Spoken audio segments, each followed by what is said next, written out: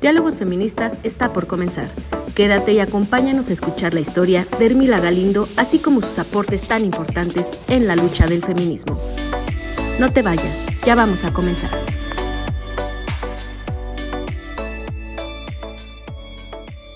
Bienvenidas, bienvenidos a Diálogos Feministas. El día de hoy vamos a estar platicando acerca de Hermila Galindo y para ello me da muchísimo gusto darle la bienvenida también a mi compañera Lucía. ¿Cómo estás? Hola Gaby, muy bien, muchas gracias. Muy contenta de estar platicando a esta increíble mujer. Así es, una increíble mujer, la primera mujer candidata a diputada. Ella fue política, fue escritora, periodista, fue sufragista. Una historia, por supuesto, como la de muchas mujeres que han transcurrido aquí a través de este espacio de Diálogos Feministas y para ello también quiero darle la bienvenida a Hermila Galindo. ¿Cómo estás? Hola, un gusto estar con ustedes y con su audiencia que sigue este programa. Hermila, es un honor poder platicar contigo, pero cuéntanos de tu lucha, cuéntanos del enfrentamiento que tuviste con la dictadura de Porfirio Díaz. Mi participación política comenzó en mi juventud cuando me uní al Club Liberal Admiradoras de Juárez, cuyo objetivo era la obtención del sufragio y donde tuve la oportunidad de involucrarme en la discusión de ideas progresistas y en la lucha contra la dictadura porfirista. Este club fue uno de los muchos que surgieron en aquella época, donde se discutían los problemas sociales y políticos del país, buscando soluciones y organizando acciones para promover el cambio. Hermila, ¿qué experiencia consideras que marcó tu destino revolucionario y feminista? La experiencia que marcó mi vida y mi destino revolucionario fue, sin duda, mi involucramiento en la revolución misma. Ver de cerca la injusticia y la desigualdad en las condiciones de vida de la mayoría de los mexicanos, especialmente de las mujeres, me impulsó a tomar un papel activo en la lucha. Los clubes liberales donde participé me permitieron exponer mis ideas sobre la necesidad de una mayor participación de las mujeres en la vida pública. Estas experiencias me enseñaron el poder de la organización y el activismo, y me convencieron de que el cambio era posible si nos uníamos y luchábamos por ello. Hermila, colaboraste muy de cerca con Venustiano Carranza. Cuéntanos, ¿cómo fue colaborar con él? ¿Cómo fue? ¿Él era feminista? Carranza fue un hombre con una visión progresista en muchos aspectos, especialmente en cuanto a los derechos de las mujeres. Trabajar a su lado me permitió impulsar la agenda feminista desde un lugar de poder. No obstante, siempre mantuve mi independencia intelectual y mi compromiso con las causas de las mujeres, aunque a veces eso significara estar en desacuerdo con algunos aspectos de su gobierno. Yo quisiera, Hermila, escuchar cómo lograste organizar, movilizar a las mujeres en una época en la que, bueno, pues la participación femenina, lo hemos comentado, era nada, nula, muy poca en la mejor de las ocasiones, ¿no? Así es, Gaby. La clave fue la educación y la concientización, a través de conferencias, escritos y reuniones. Intenté despertar en las mujeres el deseo de luchar por sus derechos. Fue un proceso lento, pero una vez que comenzamos a organizarnos, nos dimos cuenta de nuestra fuerza colectiva. La Revolución Mexicana abrió un espacio para que las mujeres pudiéramos demostrar nuestra capacidad y compromiso con la causa social y política. Gaby, Hermila fue una de las primeras mujeres en hablar abiertamente de la sexualidad femenina. Uy, un tema súper difícil. Hermila, ¿cómo te fue con el conservadurismo de la época? Hablar de sexualidad femenina en ese tiempo era un tabú total, pero para mí era necesario. Las mujeres debían entender y reclamar su propio cuerpo y su sexualidad como parte de su emancipación. Fui criticada y atacada, pero también recibí el apoyo de muchas mujeres que estaban listas para romper con las cadenas de la ignorancia y la represión. Qué tema tan difícil de abordar, ¿no? Si aún en la actualidad todavía hay que estar muy cuidadosas y cuidadosos del lenguaje que se utiliza, del tono, del contexto en el que lo decimos, del lugar, las edades en las que podemos también ir hablando de sexualidad y que incluso hay edades en las que todavía no se rompe con ese miedo a abrir, ¿no?, estos temas de sexualidad que pues, para mí sería el origen y la respuesta a muchos problemas de embarazos tempranos, de enfermedades de transmisión sexual, etcétera, etcétera, y que aún así no se hace, ¿no? Qué complicado y qué valor atreverse a hacerlo en ese tiempo Pero también qué bueno que había muchas mujeres que pues decíamos, ¿no? Feministas ahí de closet, que estaban ahí escondidas y que por miedo no lo hacían, no lo decían, y que basta ver que una mujer lo haga para enfrentarte y envalentonarte, ¿no? Y eso también siempre ha sido para mí algo admirable, cómo este tipo de mujeres feministas, luchadoras sociales, siempre funcionaron también como estandarte y como motivación para otras mujeres que definitivamente pensaban igual, pero pues por miedo al marido, por miedo a la sociedad, al rechazo, a la exclusión de algún círculo o al castigo incluso también, pues no lo hacían, no lo decían. Un tema bien importante. Pero imagínate, Gaby, no solo eso, sino atreverse a presentar una ponencia sobre un tema tan álgido. Así es. Sobre la sexualidad en esas épocas. Así es. Y ella escribir una ponencia y presentarla. Así es, y justamente esta ponencia de la que hablas fue titulada La mujer en el porvenir. Esto fue en el primer congreso de Yucatán en 1916. Ella abordó este tema, pues definitivamente muy explosivo para esa época, la sexualidad. Galindo se lanza contra las mojigaterías, ella así lo decía, que entonces pues justo impedían que las mujeres conocieran características propias de su cuerpo, de su ser y de su sexualidad, ¿no? O sea, la avasallaban por completo. Ella causó un gran revuelo definitivamente con estos temas. Incluso la profesora yucateca Isolina Pérez intentó impedir que se leyera este texto. Imagínate. Quiero, antes de que lo comentemos, escucharlo de Hermila, ¿cómo fue este acontecimiento? Mejor les leo un fragmento. Un pudor malentendido y añejas preocupaciones privan a la mujer de conocimientos que le son no solo útiles, sino indispensables, los cuales, una vez generalizados, serían una coraza para las naturales exigencias del sexo, la fisiología y anatomía.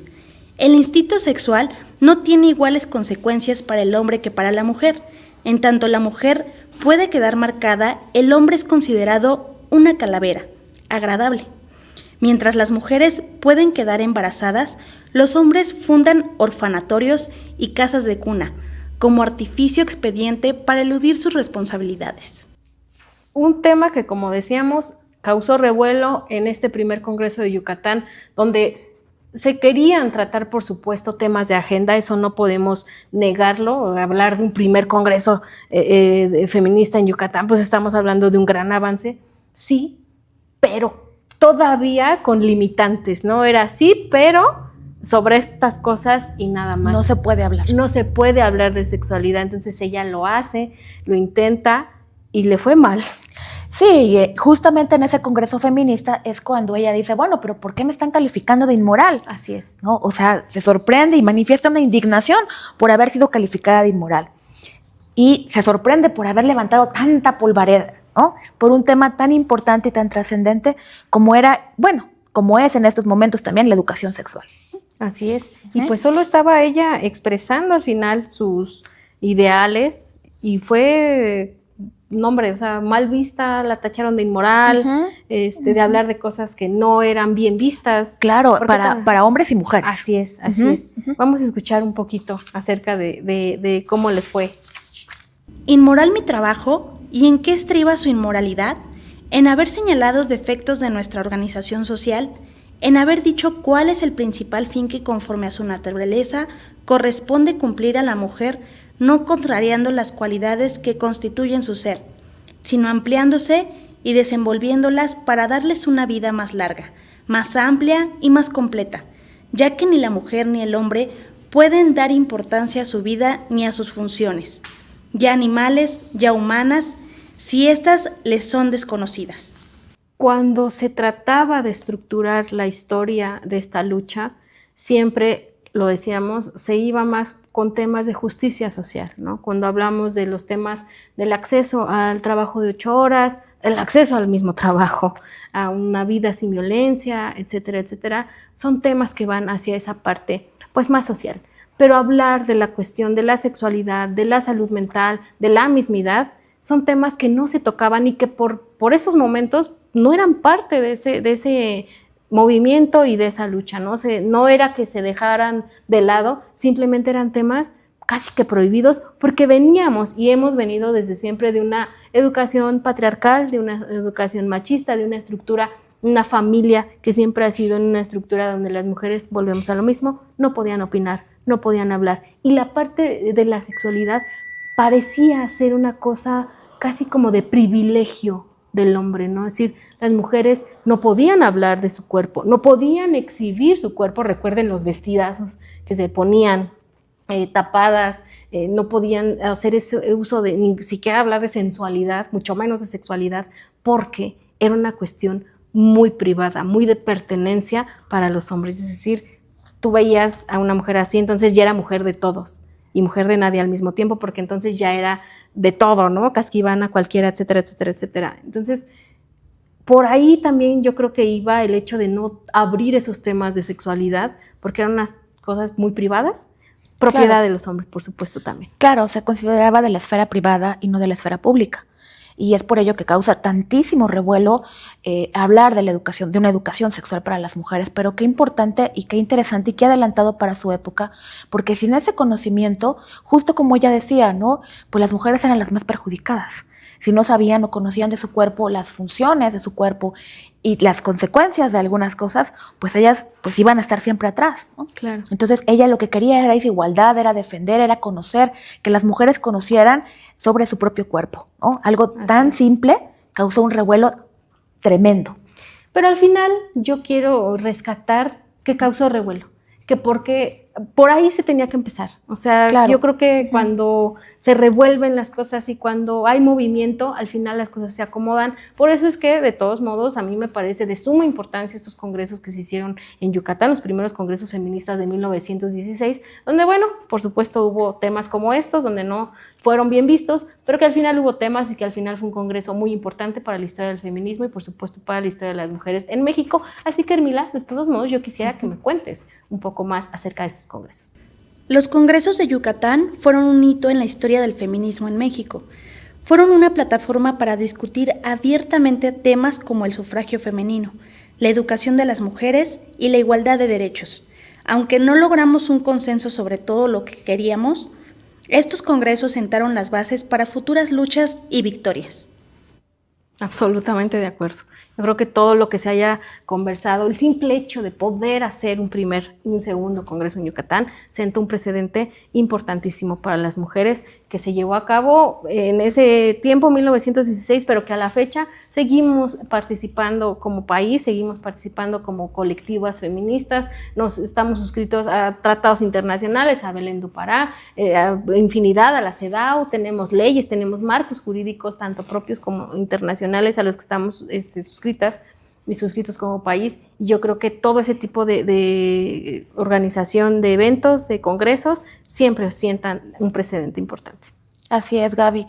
Imagínate la educación, uno de los temas principales, la educación de las mujeres, algo tan importante, y también pues la lucha por los derechos electorales, porque recordemos que todavía no se consigue el voto para las mujeres. Entonces tenemos una mujer sufragista que lucha por esos derechos. Así es. Pues vamos a seguir conversando al respecto de ello, vamos a seguir platicando, por supuesto, con Hermila Galindo. Entre tanto, ustedes comenten, compartan este programa, este espacio de diálogos feministas. Ahorita regresamos.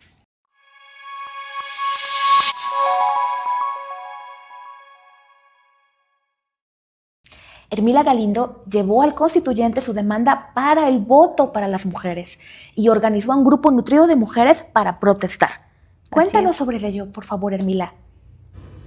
Es de estricta justicia que la mujer tenga el voto en las elecciones de las autoridades, porque si ella tiene obligaciones con el grupo social, razonable es que no carezca de derechos. Las leyes se aplican por igual a hombres y mujeres. La mujer paga contribuciones. La mujer, especialmente la independiente, ayuda a los gastos de la comunidad, obedece las disposiciones gubernativas y por si acaso delinque, sufre las mismas penas que el hombre culpado. Así pues, para las obligaciones, la ley la considera igual que al hombre. Solamente al tratarse de prerrogativas, la desconoce y no le concede ninguna de las que goza el varón. Esta manifestación que hacen a las puertas del Teatro de Iturbide, ahí en Querétaro, donde estaba justamente sesionando el Congreso, pues absolutamente marca una importante movilización de mujeres exigiendo su derecho al voto, pero también nuevamente nos deja ahí un precedente, ¿no? Y que hemos visto que ese camino se ha repetido y que lo hemos seguido haciendo. Cuando las mujeres queremos exigir que se haga justicia, queremos exigir una ley, que se legisle, que haya paridad, hacemos este tipo de movimientos que desde entonces, ha sido la manera en la que las mujeres tenemos la posibilidad de hacer escuchar nuestra voz, ¿no? Ella lo dice, a la hora de las obligaciones, sí éramos iguales hombres y mujeres, pero no a la hora de ejercer los derechos, ¿no? Ahí éramos relegadas, ahí ya no éramos tan importantes y mucho menos tan necesarias, por supuesto. Pero fíjate qué interesante esta parte, Gaby, que mencionas, porque justo el no querer dar el voto, decían, bueno, es que van a ser influenciadas por el clero. Claro, así es. Sí, van a ser influenciadas y por ello no pueden votar, no deben votar. Así sí, es, o sea, no tenemos pensamiento propio. Sí, o sea, ahí cuando decían, bueno, ¿por qué no? Pues el motivo era porque las va a influenciar la iglesia y entonces no va a ser objetivo esto, ¿no? Entonces vamos a escuchar un poquito a Ermila Galindo al respecto. Precisamente, en México la mujer siempre ha sido un instrumento del clero, y si el constitucionalismo obra cuerdamente, puede arrebatarle esa fuerza, pues como dijo un pensador, si sabio es el ingeniero que aprovecha la fuerza oculta en un salto de agua, es más sabio el legislador americano que está aprovechando la inmensa fuerza oculta en el pensamiento y en el corazón de la mujer. Para evitar el mal secular del clericalismo, solo existe un remedio: la escuela laica. Todo lo demás es mentira. En la iglesia, ¿no? En temas no solo como el sufragio, sino la sexualidad de las mujeres, como una cosa muy pura, lo repetimos, muy privada, muy de Dios, que incluso incurría en un pecado hablar de esos temas, exhibirlos o exponerlos, disfrutar de la sexualidad abiertamente. Híjole, o sea, eran temas que ni de broma se podían tocar. Entonces las mujeres sí tenían muy arraigada no solo una cultura patriarcal, sino también una cultura muy eclesiástica. Sí eran muy devotas, sí eran en una cuestión de, bueno, respetar y obedecer, por supuesto, las reglas y los mandamientos, no solo del hombre, sino también de la iglesia y de Dios. Sí, Gaby, fíjate que no se discutió mucho en el constituyente del 17 el voto a las mujeres, no fue como un tema muy discutido, sino que simplemente se dijo no al voto de las mujeres. ¿Pero por qué habrá sido, Gaby? Escuchemos por qué. En el estado en que se encuentra nuestra sociedad, la actividad de la mujer no ha salido del círculo del hogar doméstico, ni sus intereses se han desvinculado de los miembros masculinos de la familia. No ha llegado entre nosotros a romperse la unidad de la familia, como llega a suceder con el avance de la civilización. Las mujeres no sienten, pues, la necesidad de participar en los asuntos públicos, como lo demuestra la falta de todo movimiento colectivo en ese sentido. No obstante esto, pues Ermila fue más allá de estos pronunciamientos, pues llevó a la práctica sus convicciones sufragistas al candidatearse ella a una diputación federal por el distrito electoral de la capital del país en las primeras elecciones con la Constitución Política de 1917. Yo quisiera que nos contara un poquito de lo que nos dijo en su campaña. Si la mujer tiene iguales necesidades que el hombre, tiene y debe tener indefectiblemente los mismos derechos que él, tanto políticos como sociales. Que si el hombre tiene opción a los puestos públicos, ¿qué razón hay para que no los tenga la mujer? Lo contrario sería establecer una desigualdad que repugna a la naturaleza de la cuestión y que ningún precepto legal autoriza, relegando a la mujer a la categoría de un mueble o de una cosa inútil. ¿Temen que haya mujeres más aptas que muchos hombres para desempeñar los puestos públicos y por esta razón sean preferidas? Híjole, yo creo que esa pregunta se la podríamos hacer ahorita, el año pasado, el año que viene. Y yo creo que esa pregunta siempre va a existir y siempre va a estar ahí. Y más que pregunta, yo lo haría como afirmación. Yo creo que sí existe un miedo muy grande a que las mujeres entremos en esa parte y releguemos poco a poco, que no es la intención. Por supuesto. Y eso es, hay que mencionarlo así, no es la intención, no es relegar y ahora seamos un matriarcado y terminemos con el patriarcado para generar uno nuevo y ahora matriarcado. No es la intención, pero sí creo que hay mucho miedo, que hay mucha resistencia por parte del patriarcado a que las mujeres gobiernen, a que las mujeres tengan esos poderes de decisión. Lo comentábamos con la foto en el programa anterior, decimos fotos en donde sí como que muy a regañadientes se permite, se deja que las mujeres estén al frente y les levanta las manos un hombre, o está en la foto el hombre. O sea, creo que hay mucha resistencia y esa frase que usó en su campaña debería estar ahí escrita por todos lados porque es real. Así es, Gaby. Pero ¿cuáles serían sus propuestas? A mí me da mucha curiosidad. ¿Cuáles eran sus propuestas como candidata? ¿Por qué no escuchamos? Defender los intereses de las madres y de los niños en todas las leyes que les afecten, que no trabajen por tiempo excesivo y que no se les obligue a esfuerzos contrarios a su débil naturaleza, en defensa de la robustez y energía de la raza. Exigir las leyes que garanticen la higiene matrimonial para defender a la mujer de las contaminaciones que degeneran la especie y defender a la mujer en la legislación civil para que no sea eternamente tratada como menor, perdiendo todos sus derechos en la administración de bienes en la herencia, en general, a procurar todo lo que tienda a su dignificación. No, pues con razón, por ahí andaba el miedo, ¿no? Porque cuando ella dice exigir la higiene en el matrimonio, pues estamos hablando de que justamente en la cultura machista, pues al hombre le tocaban de a 7, ¿no? Dicen por ahí que le tocan de a 7. Y de a 7 enfermedades también. Y de 7 enfermedades también. Y eso, pues, por supuesto, que ponía en riesgo absoluto a las mujeres de contraer enfermedades de transmisión sexual. Por supuesto. Y que eso para los hombres, pues, era bien visto, ¿no? Y que, repito, insisto, todavía permanece esa idea de que si el hombre es infiel, tiene una, tiene dos, es un campeón. Las mujeres no, las mujeres, cuidado, ¿no? Pero más allá de eso, el tema de las transmisiones y de lo que ella hablaba, decir, no, pues espérense, o sea, hay que respetar. Hay que legislar sobre eso. Sí, entonces imagínate, pues con razón a los hombres no les pareció tan buena idea esa parte, ¿no? Y en esta campaña electoral en la que no solo defendió los derechos de las mujeres, también recibió apoyo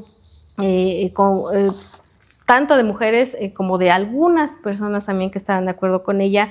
Este apoyo que recibió también se traducía en violencia política. Era inevitable. Por supuesto. ¿no? O sea, era inevitable que alzando la voz, candidateándose en un tiempo y en una coyuntura como la que ella lo hizo, era inevitable pensar que iba a haber violencia política, por supuesto, y pese a su popularidad fue derrotada por un general postulado por el Partido Liberal Constitucionalista, este instituto político creado por Álvaro Obregón, que postuló a Carranza a la presidencia, o sea que no tuvo ni el apoyo. Ni el apoyo de un partido, Gaby, porque fue independiente su candidatura.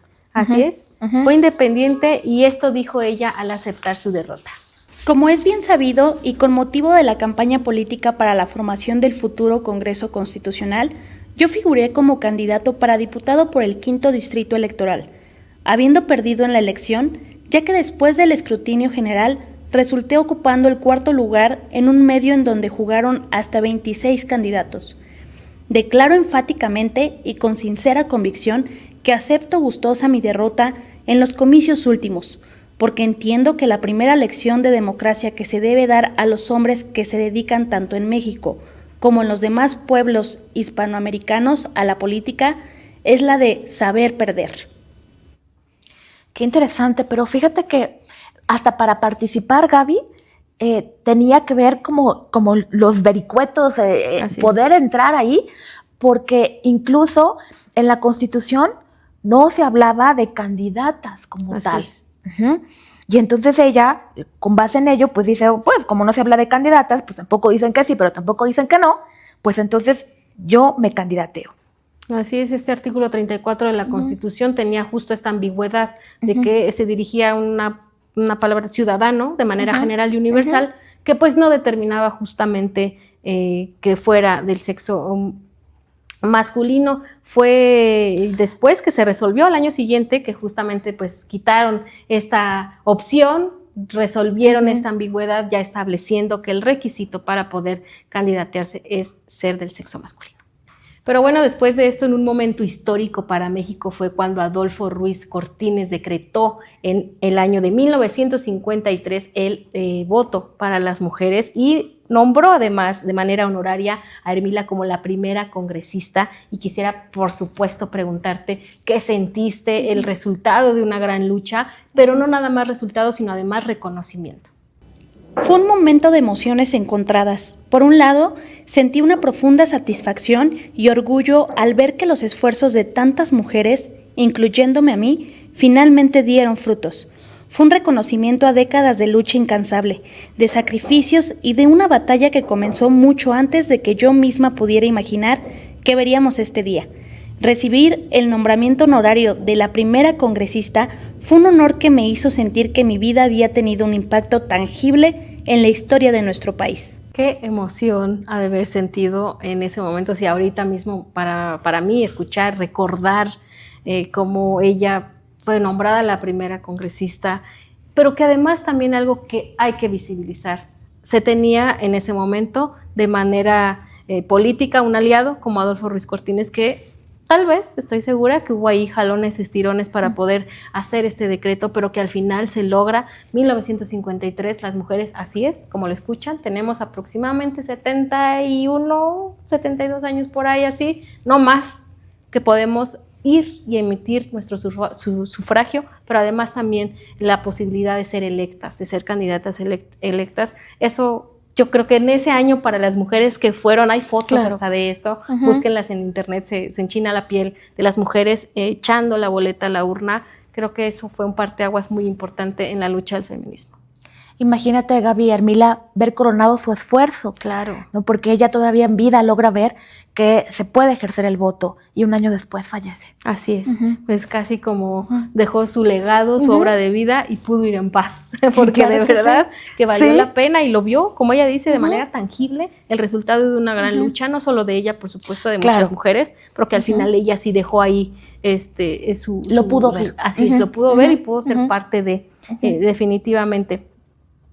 Pues, ¿qué les parece? Se nos ha terminado el tiempo de este segundo segmento. Todavía nos queda uno por ahí para seguir platicando con Hermila, por supuesto contigo y con quien nos está viendo a través de Diálogos Feministas.